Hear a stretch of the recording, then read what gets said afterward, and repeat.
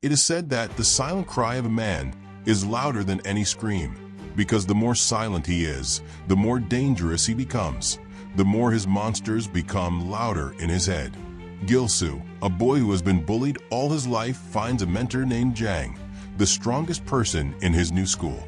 Jang is the strongest of the monsters ruling the high schools in Korea. He decides to train Gilsu in the art of fighting by doing the most ridiculous thing. He makes Gilsu fight most of his enemies that won't hesitate to kill. This experience builds the confidence and mental strength in Gilsu. He coincidentally meets up with Min, Jang's little sister, as they both have the same aura. Min finds herself in a dangerous situation as gangsters surround her. Gilsu finds his way to the location as he is seen standing back to back with Min, ready to protect her with all his life. Gilsu does a 1-2 combination, striking the opponent to the ground. The opponent, named Han, having an insane amount of endurance, gets up and starts to throw destructive punches at Gilsu. Gilsu is overwhelmed with each strike he takes, but instead of him feeling scared, he is instead enjoying the fight as he is seen grinning. The fight changes from a battle of technique to a dogfight. Gilsu ducks to gather momentum and power as he throws a solid punch, hitting Han and throwing him away. We see Min as she has also finished taking care of her opponent.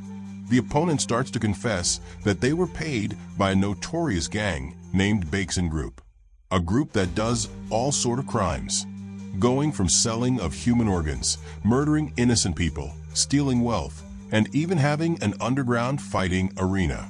The Baeksan Group has conquered most of the high schools in the city except 6 Gates High School. It's the high school that Gilsu and Jang, the king of the monsters, is from. Han and his boys are beaten up by their master named Tyren. He demotes Han and his boys from lackeys to fighting toys. They are to be sent to the fighting arena to fight dangerous criminals for entertainment and money.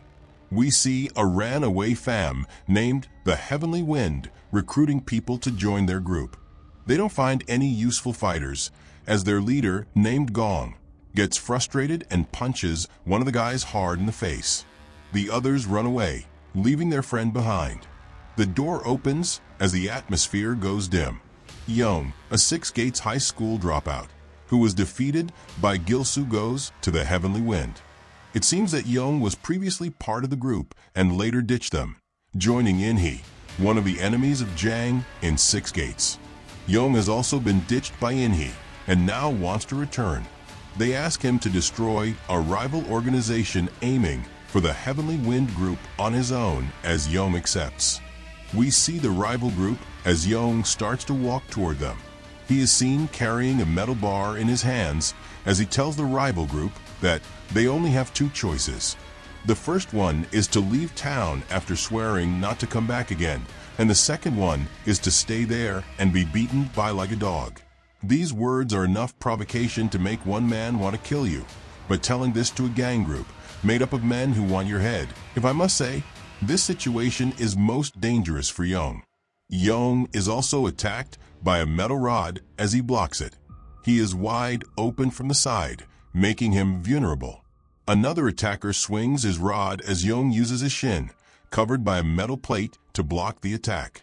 He back kicks the 2 opponents away as they fly to back. He is seen fighting without care for his own safety as he focuses on hurting his enemies. We see Gong burning a picture he took with Young as a child. He says that he would use Young down to the bone until there is nothing left, and then discard him. He has no intention of accepting Young, even if he kills him himself for that opportunity. As expected from a previous student from 6 Gates High School, Young stands alone as the only survivor of the fierce battle he just fought. He stands in front of the leader of the rival gang.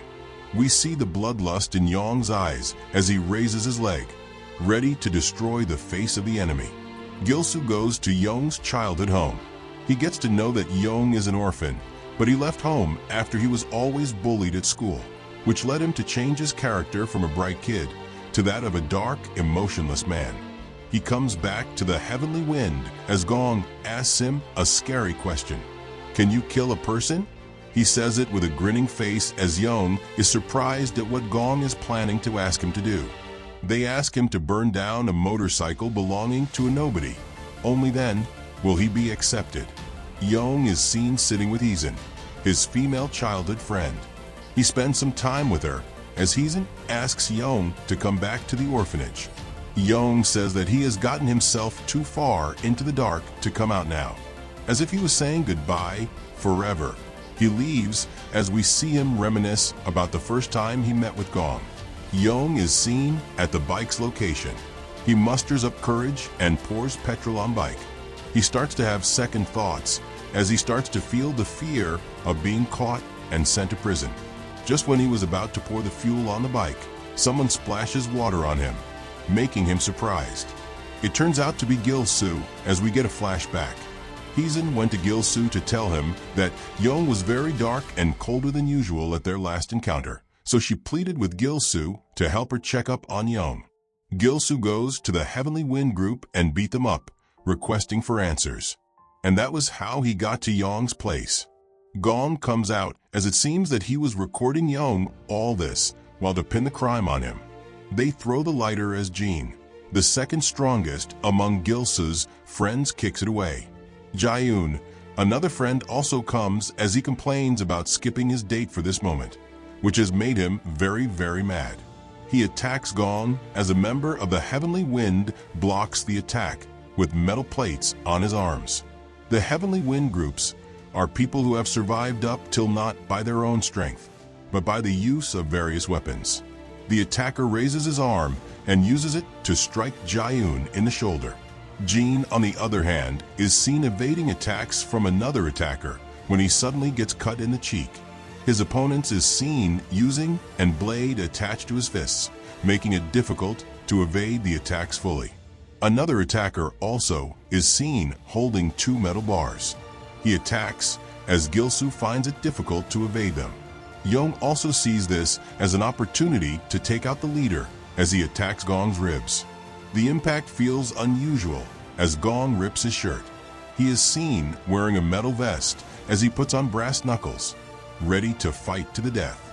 He blocks a kick from Young as he counters with a killing blow. We see Jin bend backwards to dodge an attack. He adapts to the fighting style as he starts to counter the attacks. Jaeyoon, on the other hand, realizes that his opponent attack diagonally, making him predictable. He dodges as he backs to the wall. This distance disrupts the opponent's flow as Jaeyoon is ready to attack. Gilsu is also being beaten up. He is pushed away as he gets a fun idea. He uses his shoelaces to wrap his opponent's hand and weapon, making it useless. Gong blocks another kick from Young. He grabs the next attack as he raises his hand to increase his power. He attacks as we hear a clash sound. We see the opponents of Jin, Jaeyoon, and Gilsu on the ground. Gilsu is seen using his opponent's weapons to block the huge attack from Gong as the look on Gilsu's face shows that he is enjoying the fight.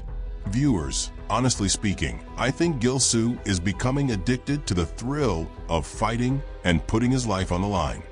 Gong, on the other hand, looks like someone who would do anything to survive. Who do you think will win the fight? Is it Team Gilsu or the leader of the gangster group named Gong? Subscribe to the channel to watch the next part of this video. To be continued, so stay tuned.